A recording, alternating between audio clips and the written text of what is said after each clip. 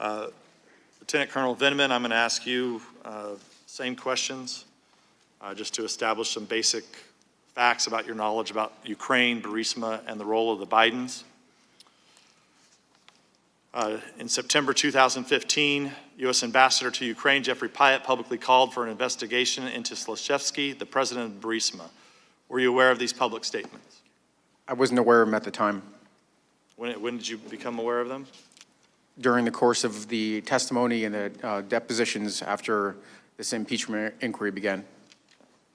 Did you know of anti-Trump efforts by various Ukrainian government officials as well as Alexander Chalupa, a DNC consultant? I'm not aware of any of these interference efforts. Did you know about Deputy Assistant Secretary of State Kent's concerns about potential conflict of interest with Hunter Biden sitting on the board of Burisma? The only thing I'm aware of is pertains to his deposition. Did you know that financial records show a Ukrainian natural gas company, Burisma, routed more than $3 million to the American accounts tied to Hunter Biden? I'm not aware of this, this fact. Until recently.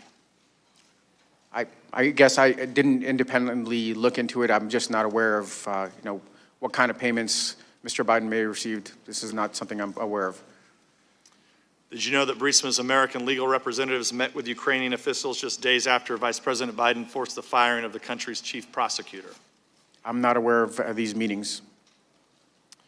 Did you know that Burisma lawyers pressured the State Department in February 2016 after the raid and a month before the firing of Shokin, and that they invoked Hunter Biden's name as a reason to intervene?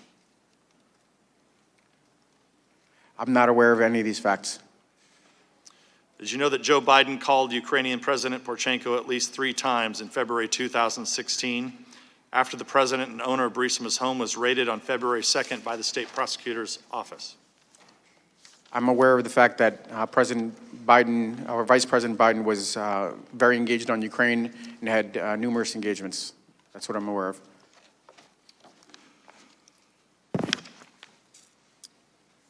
Ms. Williams and Lieutenant Colonel Vindman, as you may or may not know, this committee has spent nearly 3 years conducting various investigations, starting with the Russia collusion hoax, FISA abuse, Democratic hysteria over the lack of collusion in the Mueller report, and now this impeachment charade. One of the most concerning things regarding all of these investigations is the amount of classified or otherwise sensitive information I read in the press that derive either from this committee or sources in the administration. To be clear, I'm not accusing either one of you of leaking information. However, given that you are the first witnesses who actually have some firsthand knowledge of the president's call by listening in on July 25th, it's imperative to the American public's understanding of the events that we get a few matters out of the way first. Lieutenant Colonel Vindman, the same questions for you. Did you discuss the July 25th phone call between President Trump and President Zelensky or any matter associated with the phone call with any member of the press? I did not. Just to be clear, you did not discuss this with the New York Times, the Washington Post, Politico, CNN, or any other media outlet? I did not. Did you ask or encourage any individual to share the substance of the July 25th phone call or any matter associated with the call with any member of the press? I did not. Do you know of any individual who discussed the substance of the July 25th phone call or any matter associated with the call with any member of the press? We have an NSC press shop, and they field any of these types of questions. I do not engage with the press at all. Let me ask the question again. Do you know of any individual who discussed the substance of the July 25th phone call or any matter associated with the call with any member of the press? We have an NSC press shop whose job is to engage on any of these types of questions. I am not aware, but it is possible and likely that the press shop would field these types of questions. Right, but the question is, the question is, do you know any individual, do you personally know any individual who discussed the substance of the July 25th phone call or any matter associated with the call with any member of the press? Thank you, Ranking Member, for clarifying. I do not. Thank you. Thank you for that clarification. Lieutenant Colonel Vindman, did you discuss the July 25th phone call with anyone outside the White House on July 25th or the 26th? And if so, with whom? Yes, I did. My core function is to coordinate U.S. government policy, interagency policy, and I spoke to two individuals with regards to providing some sort of readout of the call. Two individuals that were not in the White House. Not in the White House, cleared U.S. government officials with appropriate need to know. And what agencies were these officials with? Department of State,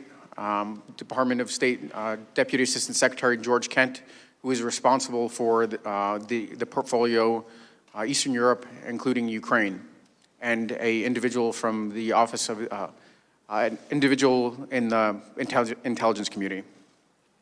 As you know, the intelligence community has 17 different agencies. What agency was this individual from? If I could interject here, we don't want to use these proceedings. It's our time, I know, Mr. Chair. but we need to protect the whistleblower. Please stop. I want to make sure that there's no effort to out the whistleblower through the use of these proceedings. If the witness has a good faith belief that this may reveal the identity of the whistleblower, that is not the purpose that we are here for, and I want to advise the witness accordingly. Mr. Vindman, you testified in your deposition that you did not know the whistleblower. Ranking member, it's Lieutenant Colonel Vindman, please. Lieutenant Colonel Vindman, you testified in the deposition that you did not know who the whistleblower was, or is. I do not know who the whistleblower is. That is So how correct. is it possible for you to name these people and then out the whistleblower? Per the advice of my counsel, I've been advised not to answer specific questions about members of the intelligence community. Are you aware that this is the Intelligence Committee that's conducting an impeachment hearing? Of course I am. Wouldn't the appropriate place for you to come to testify would be the Intelligence Committee about someone within the intelligence community? Ranking member, per the advice of my counsel and the instructions from the chairman, I've been advised not to provide any specifics on who I have spoken to inside the intelligence community. What I can offer is that these were properly cleared individuals, or was a properly cleared individual with a need to know. Well, this is, I mean, you can plead the fifth, but you're here to answer questions, and you're here under subpoena. So you can either answer the question or you can plead the fifth. Excuse me. On behalf of my client, we are following the rule of the committee, the rule of the chair with regard to this issue, and this does not call for an answer that is invoking the fifth or any theoretical issue like that. We're following the ruling of the chair. Counselor, what ruling is that? If I could interject, counsel is correct. Whistleblower has the right, statutory right to anonymity. These proceedings will not be used to out the whistleblower. And I've advised my client accordingly, and he's going to follow the ruling of the chair. If there's an alternative or you want to work something out with the chair, that's up to you, Mr. Nunes. Well, we've attempted to subpoena the whistleblower to sit for a deposition.